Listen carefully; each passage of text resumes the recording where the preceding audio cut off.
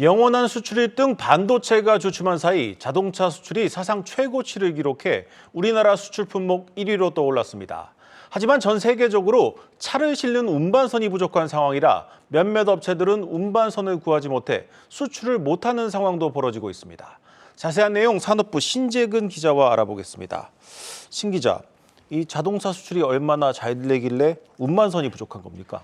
네, 일단 지난달 자동차 수출액은 이 56억 달러, 우리 돈으로 7조 3천억 원에 이릅니다. 이는 1년 전 같은 기간보다 47% 늘었고 역대 최대치입니다. 자동차 부품 수출액까지 합치면 76억 달러, 우리 돈 약 10조 원에 달해서 이 반도체 수출액을 앞지르며 국가 1위 수출 품목으로 등극했습니다. 이 수출 대수로 보더라도 이 지난달 수출량은 22만 3천 대로 이 코로나19 이전이었죠. 2019년 5월 이후 45개월 만에 가장 많았습니다. 특히 현대차와 기아의 효자 시장이 된 북미 지역 수출이 70% 가까이 늘었습니다. 반도체 수급 상황이 나아져 차량 생산이 늘어난 데다 상대적으로 판매 단가가 높은 이 친환경차 수출이 크게 늘어난 영향으로 분석됩니다. 이런 호황인데 자동차를 실어 나를 수 있는 운반선이 없어서 수출을 못한다. 이게 좀 흔한 일은 아닌데 지금 이게 지난해 말부터 이런 말들이 나오지 않았습니까? 지금 현재 좀 얼마나 좀 심각한 상황입니까? 자동차 업계의 취재 결과를 좀 종합해 보면은 이 자동차 운반선 부족 문제가 해소되기는커녕 아직도 계속 현재 진행 중이다, 이렇게 보시면 되겠습니다. 예. 이 사태가 장기화하면서 수익성 악화를 걱정하는 목소리도 나오는데요. 이 옛 쌍용차인 KG 모빌리티의 경우에는 여전히 자동차 전용 운반선이 부족해서 이 컨테이너선에 차를 실어 수출하는 실정입니다.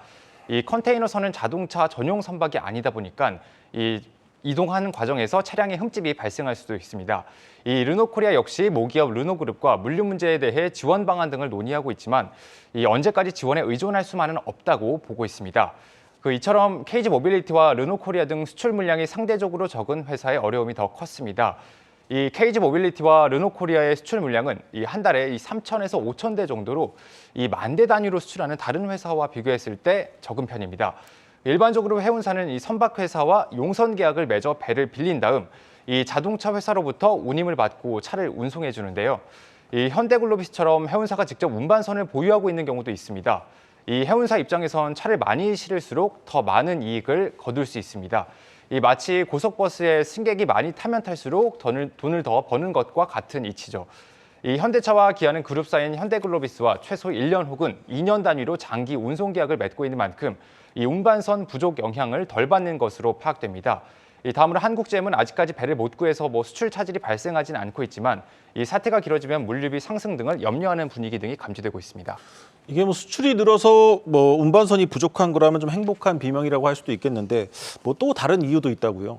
이 수출이 늘어난 것과 함께 이 운반선 자체 공급이 줄어든 것도 원인 중에 하나입니다. 네. 이 반도체 수급 상황이 개선되며 이 전 세계 차량 생산은 이 코로나19 이전 수준을 오히려 좀 회복을 했는데 이 자동차 운반선은 760척 수준으로 오히려 3년 전보다 20척 가량 줄었습니다. 이 코로나 팬데믹이 한창이던 당시에는 이 차량 생산이 제한적이다 보니까 이 운반선 수요가 적었는데요.